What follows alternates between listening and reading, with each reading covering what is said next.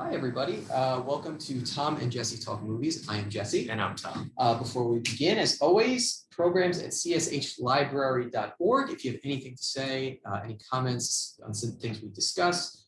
Very briefly, we will be talking about The Rocketeer, which this is Jennifer Connelly month. So we will be concluding the month. Last time we took a look at Dark Water. And today we will be looking at a film called The Rocketeer. At the end, I think we're also going to do a little wrap up of Oscar talk. Winners. We started out the year by discussing the Oscars, and it's all come down to this. The Oscars were this past Sunday, April 25th, or was that the 26th? Either that was the 25th. Time is very fluid to me these days. It's everybody. Yes. So a little bit later, we will be getting to that. But Sure. First off, let's discuss The Rocketeer. I mean, this is you and I've never seen it before. I saw it as a kid, like a young kid. So this is, I want to say it's 1991. 91. Directed by the wonderful Joe Johnston, who directed Jurassic Park 3. That's always what I go to, as well as many other things. I'll be on his tombstone, unfortunately. I enjoyed Jurassic Park 3. Okay. He also directed another. He directed the Captain America. Yes, that was the first Captain America. That was yes, correct. Okay. And then he did a film which I love from 1999 called October Sky with Jake Gyllenhaal and Laura Dern. Excellent movie. There we go. Excellent film. Yes. And I kind of see Joe Johnston. He has a little bit of a stamp on his stuff. I will say, in my opinion, he's the Steven Spielberg knockoff.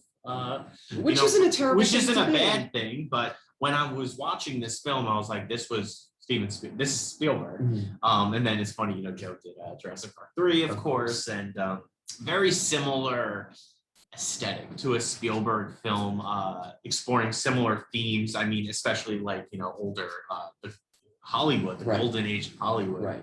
Easy. So, do you want to kind of dive into like the synopsis? So the Rocketeer is a young pilot played by Billy Campbell. He stumbles onto a prototype jetpack that allows him to become a high-flying masked hero.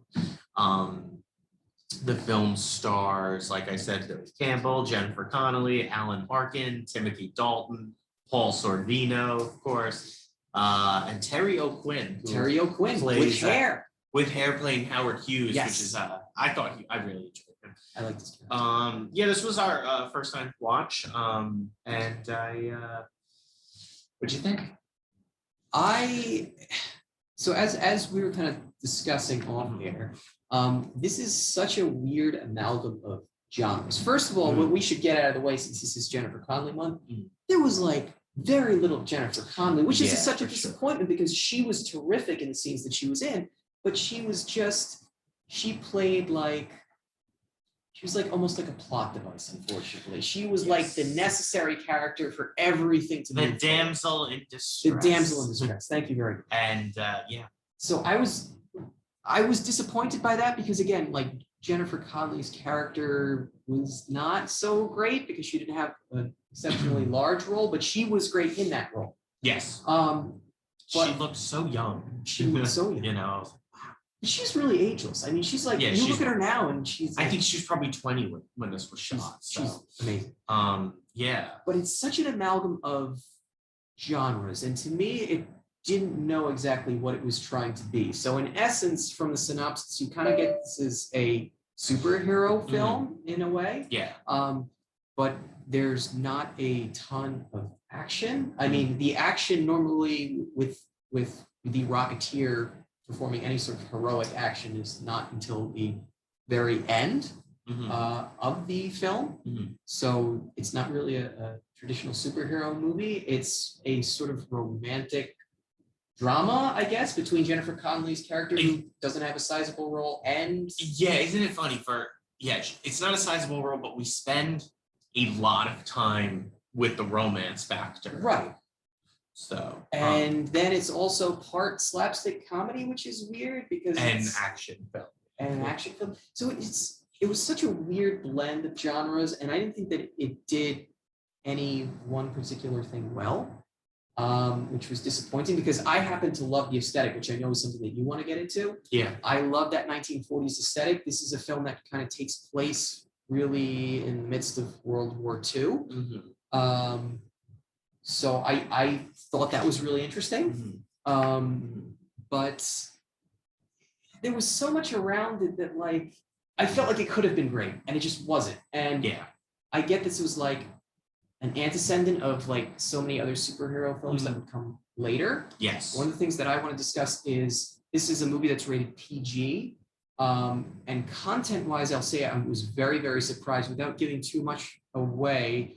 There's a certain Axis power. This is again 39. Yeah, so this is World War II era film, and there's certain prominent symbols, we'll just say Nazi symbols, that are kind of featured in a Disney movie. Yeah. And I was kind of taken back by that. Yeah. Yeah. I didn't, especially for something that's a Disney film. This would easily be PG-13. Right. And I wonder if nowadays the Disney would be a little bit hesitant to even release something like this. You also see people get shot. And I didn't even know this was a Disney film until I went to watch it. You would be surprised. Because it is streaming on Disney Plus right now. Right.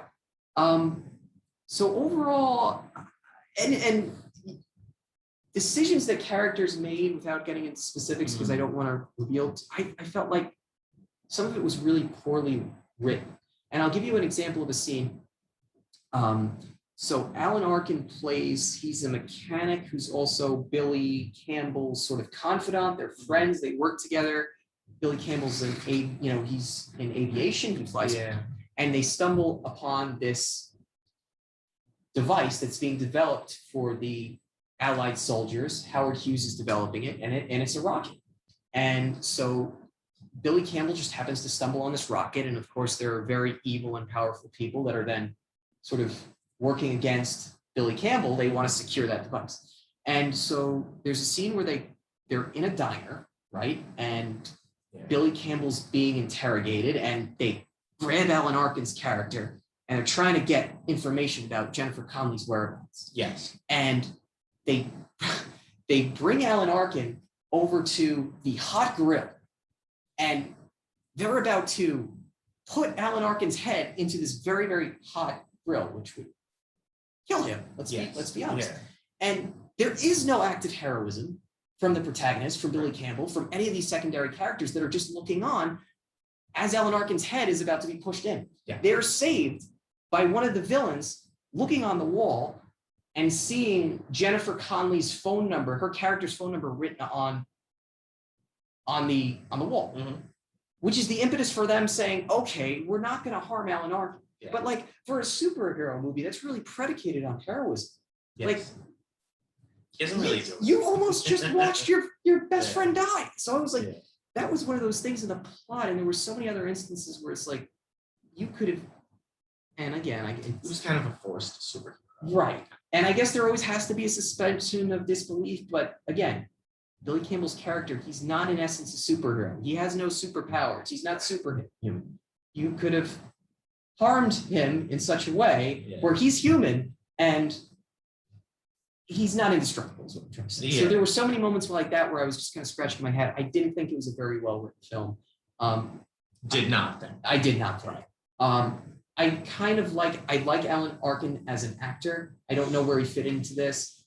Billy Campbell, like kind of we discussed, is like a 1990s version of Billy Zane, which take that for what it's worth. I don't know if that's a compliment, but it was forgettable in so many ways. Yeah. And it's like, this is a movie that I don't think did very well financially at the box office. And critically, I think it was mixed.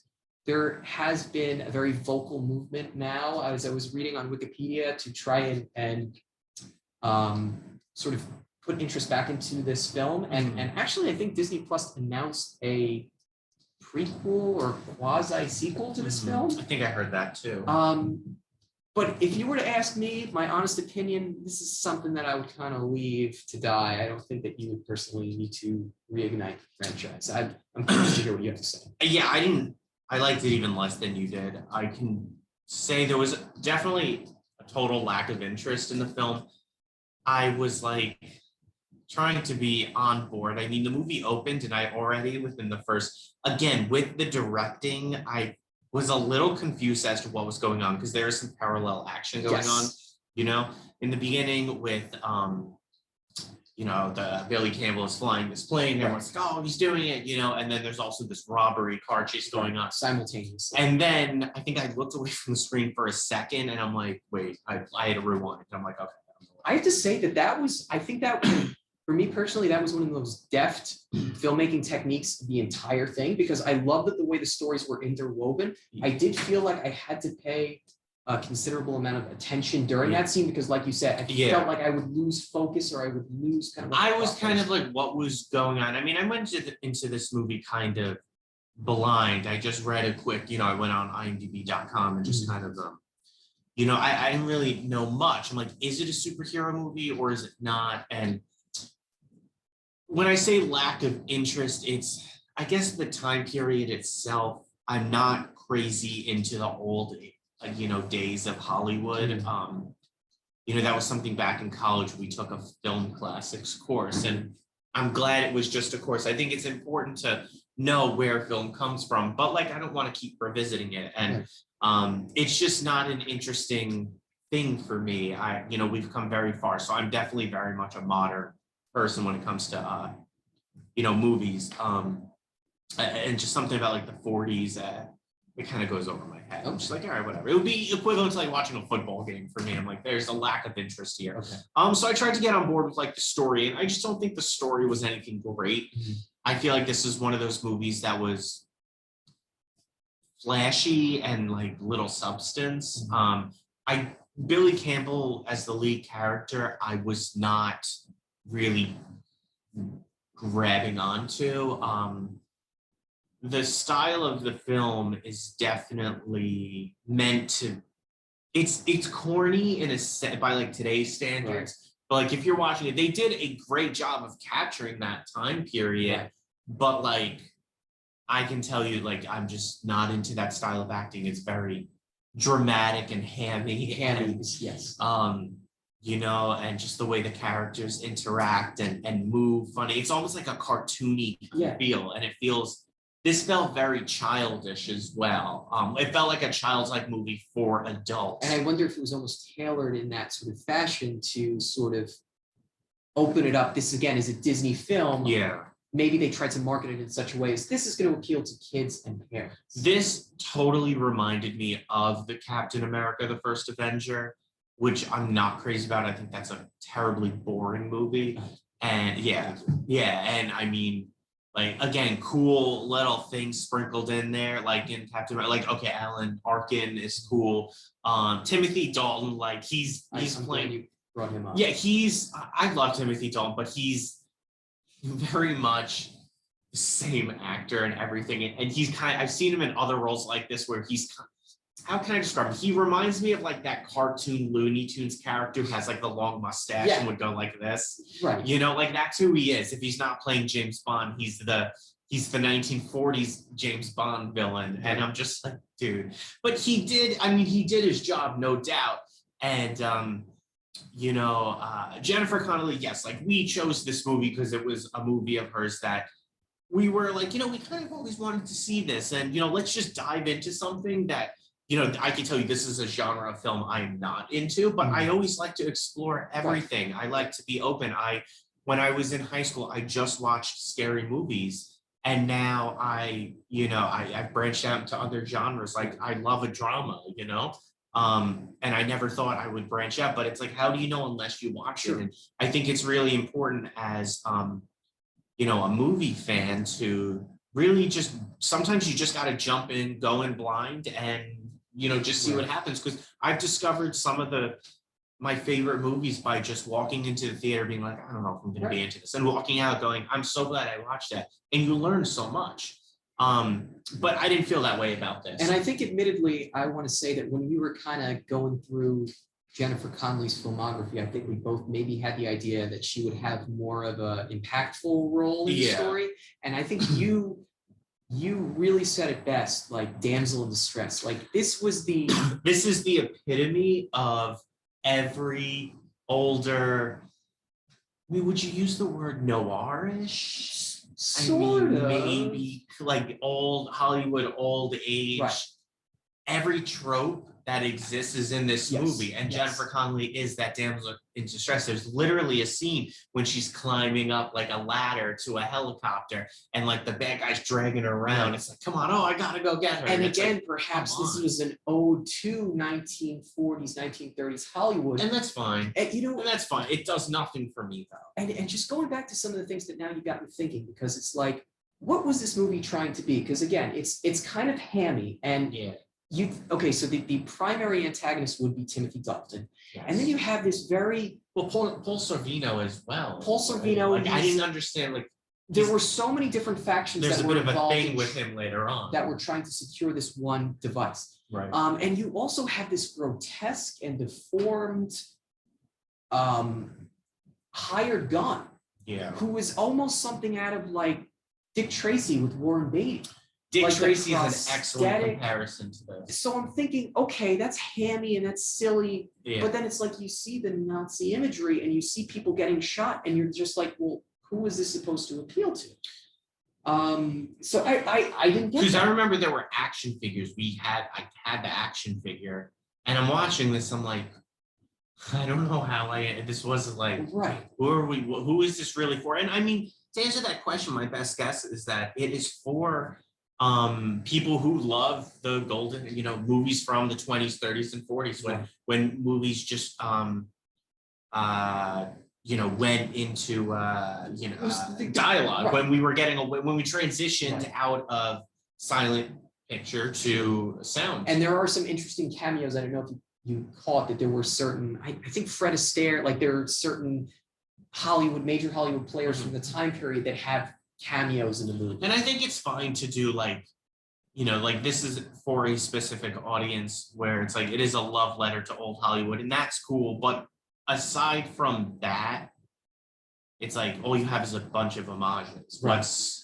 What does the movie have to say for itself? If they were to do this movie now, I feel like it would be something like Captain America, only the first film. Right. It's too much of a meld of many different genres. To your point about, you brought up Timothy Dalton. So this is cliche. This is funny because Timothy Dalton, again, this is 91, and this was probably one of his earlier roles after he finished. This is post-Bond Timothy Dalton. Yeah, I mean, he did, it's 87 and 89 were two Bond films. The character is this suave, debonair, and he's very much James Bond, and then they're like, oh wait, but he's also going to be the bad guy, so we need to give him a German accent and have him speak German. So it was like, that was almost an afterthought, because it's like, we want Timothy Dalton in our movie at all costs, and we're just going to let him be Timothy Dalton.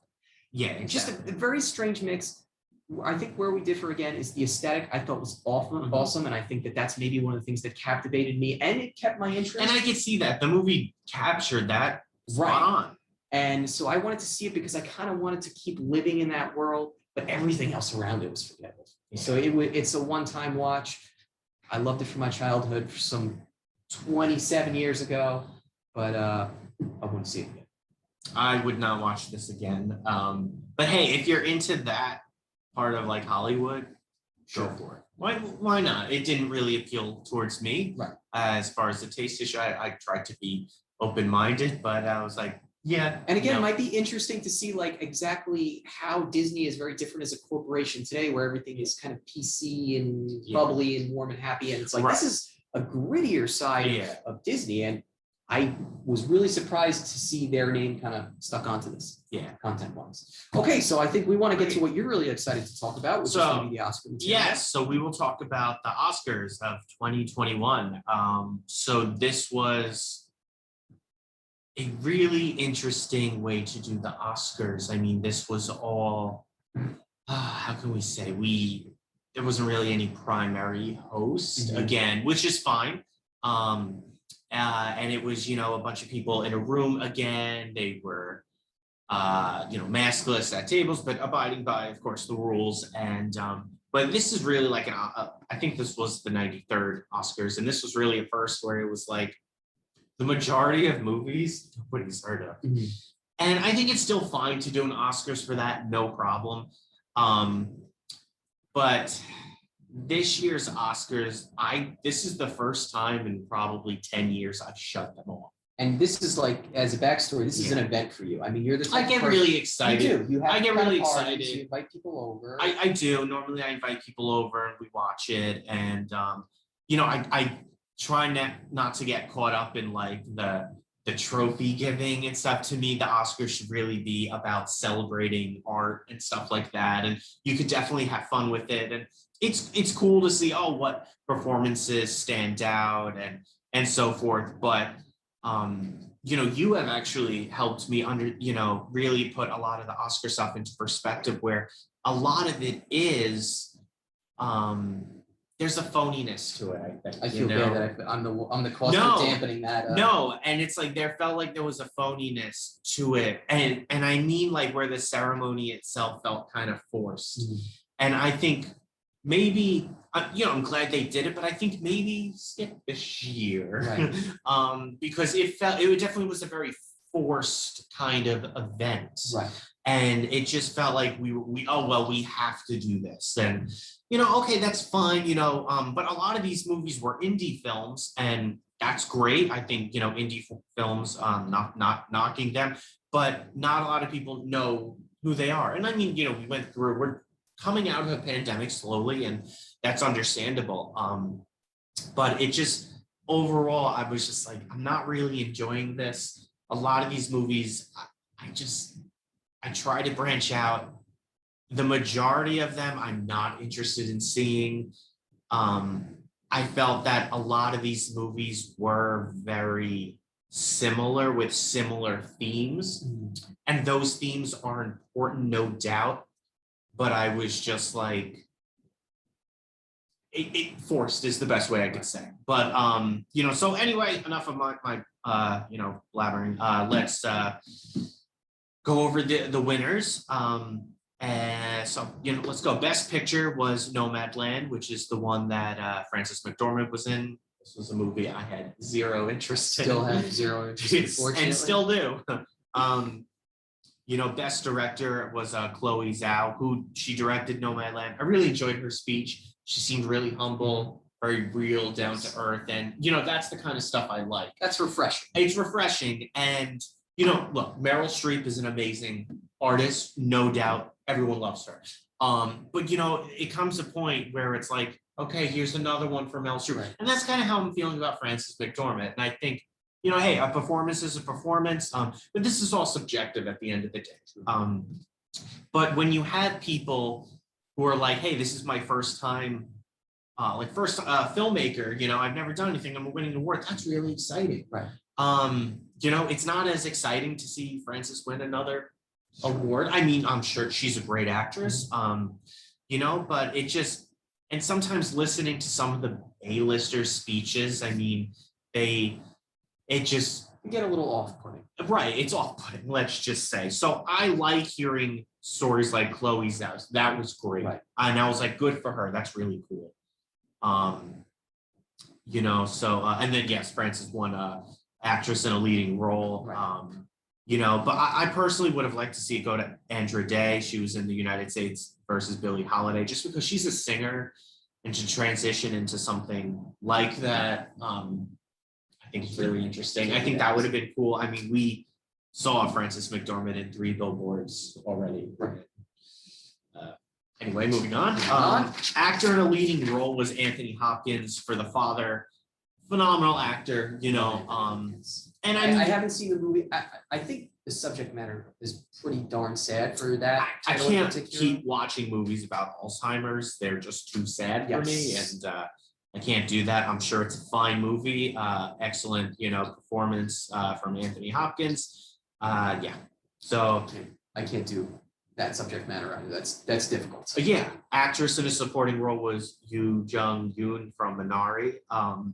You know, another actress, I really enjoyed her speech because she was like a, you know, she's an older Asian woman, and I love when people bring humor into their speeches, and she just seemed like a really cool, down to earth kind of person, and she was so grateful, and I really like that, and that's what I appreciate when people who seem grateful, where it's like, otherwise it's going through the motions, you know. Did she call out Brad Pitt in her speech? Yeah, where she's like, "Where were you when we were filming?" Something like that. Yeah. No, it was legitimately funny. Yeah. Actor in a supporting role was Daniel Kaluuya for Judas and the Black Messiah. He's an up and coming actor. A lot of people love him. He's from Get Out. You know, and then just a lot of the stuff like after this, I'm just like, I'm not familiar with it. And, you know, it's definitely our job to go out and research this stuff if we're interested. But like, it was a song, Fight for You, from Judas and the Black Messiah. And I'm just like, not really interested in the subject. And that's fine. You know, and that's okay. Animated feature, I mean, I would have bet money on this. Soul one, of course. Yeah. Heard excellent. And I did like Soul. I liked it. Yes. Makeup and hairstyling, Ma Rainey's Black Bottom. Visual effects, no surprise, Tenet by Christopher Nolan. Please wake me up next year. Cinematography was Mank. Now, I think Mank might have won the most awards altogether, if I'm not mistaken. We don't have to count them up now, but I think I remember Mank winning most awards. It won quite a few. Yeah. Film editing, Sound of Metal. Production design, Mank. Sound of Metal, of course. And I think that's always that would be an upset if that lost. You know, and then there were some other ones like documentary, short subject, you know, documentary feature, live action short. As you discussed, it's so hard to get access to documentaries. It is. And I know sometimes they would play them in, you know, movie theaters. They'd be like, oh, all the Oscars. And that's kind of cool if you're into, you know, short films. That's a chance to go out and see it. But I don't know what theaters are doing at this time. And you might not be so tempted to go out. I haven't been to the theater since February 2020. So, you know, but then, you know, then they have, you know, original screenplay. That was the first one that was given out. And it was Emerald Fennell. She won for Promising Young Woman. Mm-hmm. I enjoyed her speech. I thought it was interesting that she said, she's like, I was pregnant on set and I still, you know, showed up and did her thing. I'm like, good for her. That's cool. You know, and then adapted screenplay, The Father. Right.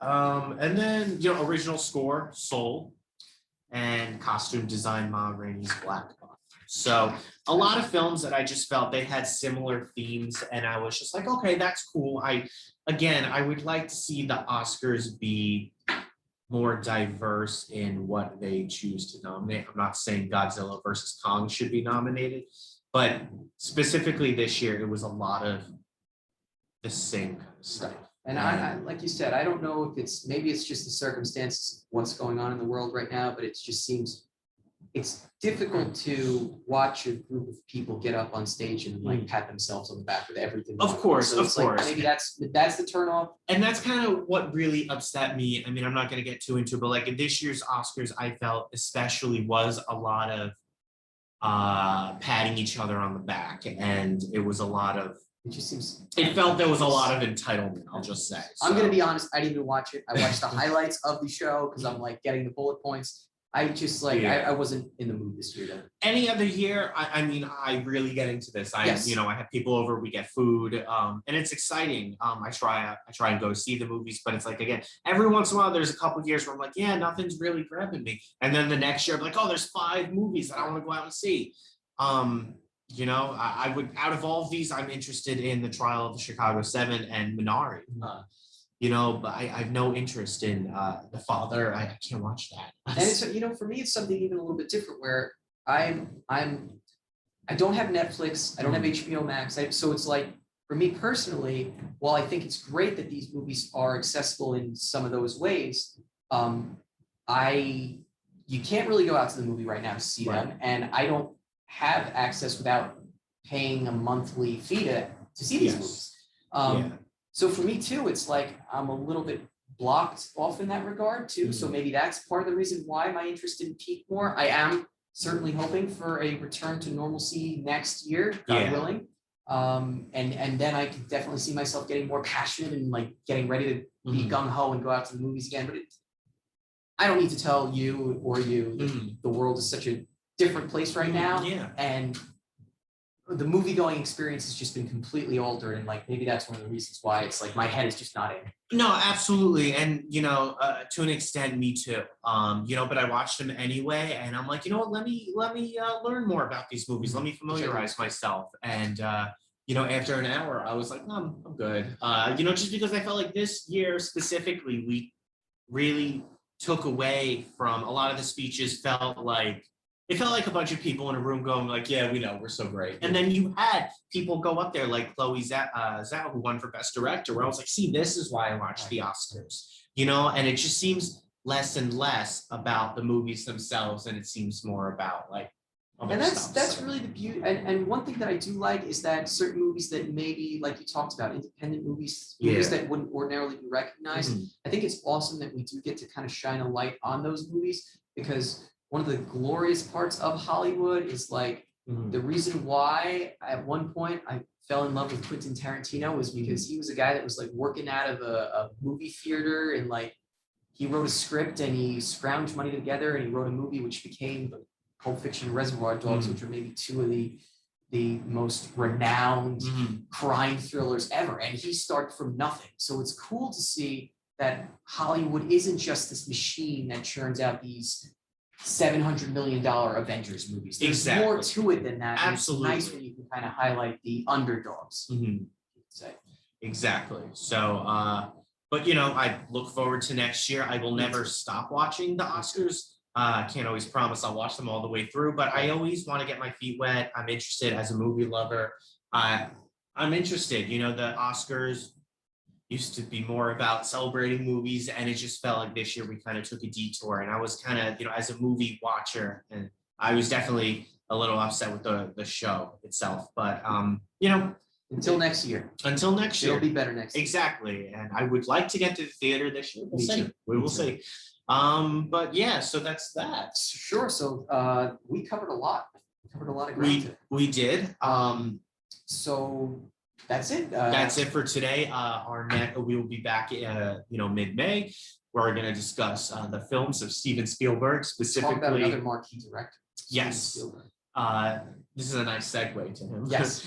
Specifically, we're going to discuss The Terminal, starring Tom Hanks, and we're going to discuss the first Indiana Jones, Raiders of the Lost Ark. Yes. Terminal's a first-time watch for me. Me too. I'm very excited to watch it. And how many years has it been since you've seen Indiana Jones? I watched them all maybe 5 or 6 years ago. Okay. And to tell you the truth, I really only remember Temple of Doom. Okay. So I remember nothing. Yeah. So yeah, Raiders of the Lost Ark we know is iconic. I'm really excited to revisit that.